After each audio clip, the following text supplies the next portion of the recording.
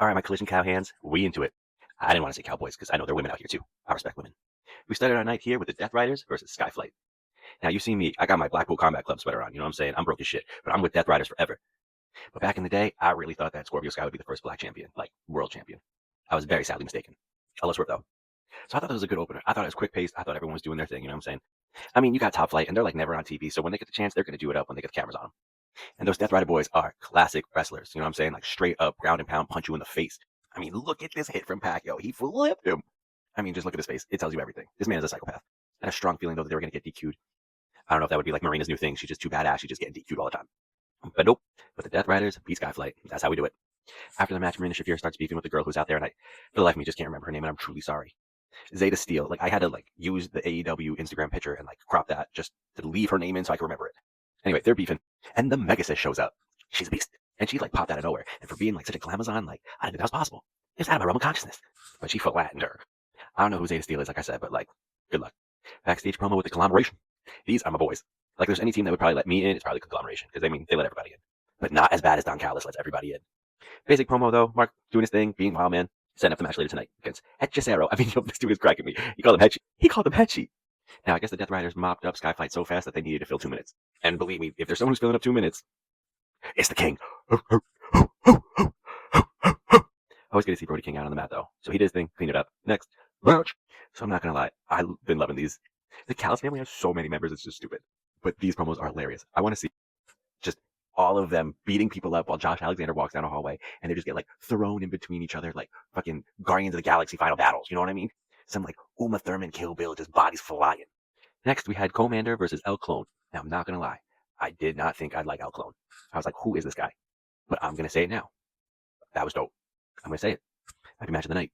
Commander is always putting on banger matches, and he's just like low-key stacking them. They started with ground and pound. They were just doing that technical work, and then they got real busy. They were doing moves I don't even think I've seen before. Now, this was like wrestling, you know? Because they took you on that journey, and they really left it all on the mat. And it was crazy because El Clone just kept reversing everything that came at him. He had moves for everything. I couldn't get a picture, but I was trying to get... He caught Commander, but like under his legs, and he like scooped him up like he gave birth to him, and he like held him up like Simba, and he flipped him back over and... Someone check on Commander. But it was a deserved win by El Clone. Like, they were moving so quick, I couldn't get any pics. That's 2 people. Here. This is it. He flipped him here. This is it. But the 1, 2, 3 El Clone continues. Like I said, fire match. Next match. And here we are. Mina Shafir versus Lady Frost. And I know a lot of y'all even be skipping Collision because you think it's just like enhancement talent and that your mains are just mopping them. You're wrong, bro. Of course, Mina comes out. She is the queen of the ring. You know what I mean? She deserves these flowers. But Lady Frost disrespects her right away with a kick to the chin. Flowers went everywhere. This match was hella quick, though. Give the ladies more time. Please, Tony, please. Honestly, I love Brody King, but if you had 2 minutes, I would have just put 2 more minutes onto this match. Because it was just a lot of strikes, and then all of a sudden, Mina put the figure 4 on, and she tapped. She didn't touch her legs before that. Where was the damage? Anyone who's played video games knows that you gotta put damage to those parts so you can get those taps. Taps aren't earned. Mina gets the win. I'm not mad about that, but at the same time, we need to do better with these women. Next match. Oh, wait. This was my favorite part of the night. I mean, look at that. I see you gooners. Nasty. But this promo was sick. I mean, I'm excited for what's coming next because we all know Mercedes can do her thing, and if she comes back with a little fresh character, a little new paint, a little something, a mask, ooh, possibilities are endless.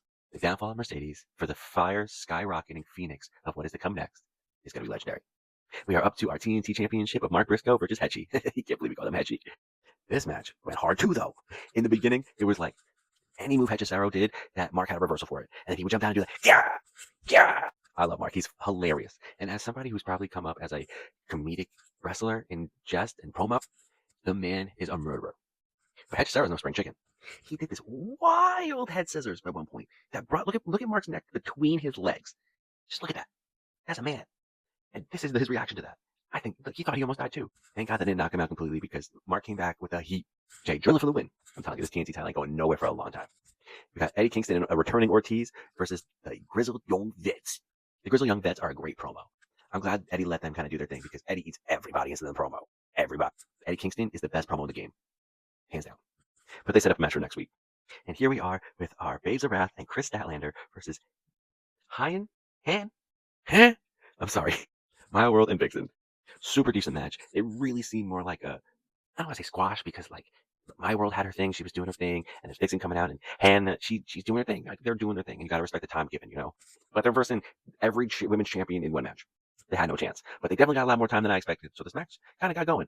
But you know, Stats not losing. Come on. But it's funny because after their win, they were chilling in the ring. Harley's doing her promo, and Tackler showed up. So they're going to have a match on Dynamite. So did they just get their win now because they're losing on Dynamite? I don't know, but I'm telling you again, this is the best wrestler in the industry. I love Willow. She's incredible. She is and should be holding all three of these belts in this ring. And honestly, she could probably hold the tag team division down by herself. So Harley, just let her hold the belt too. It's time for the main event. We got the Demand versus Jet Speed and Anthony Bowens. Anthony Bowens.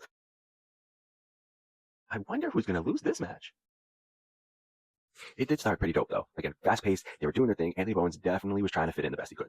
Speedball is a killer with them kick, and your boy Kevin Knight is gravityless. I mean, they even scissored.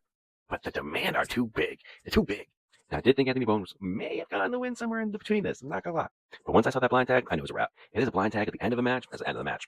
Bowens got flattened by these guys. The Demand win, but you know that's never good enough. Ricochet be getting his. So that brought out Max, which then brought out the Callis family, which then brought out Orange Cassidy and the rest of the conglomeration, which is why you see Orange Cassidy down there. Definitely a good collision. Some super highlights, a couple of lows, but definitely keep it going, AW, because we're here for it.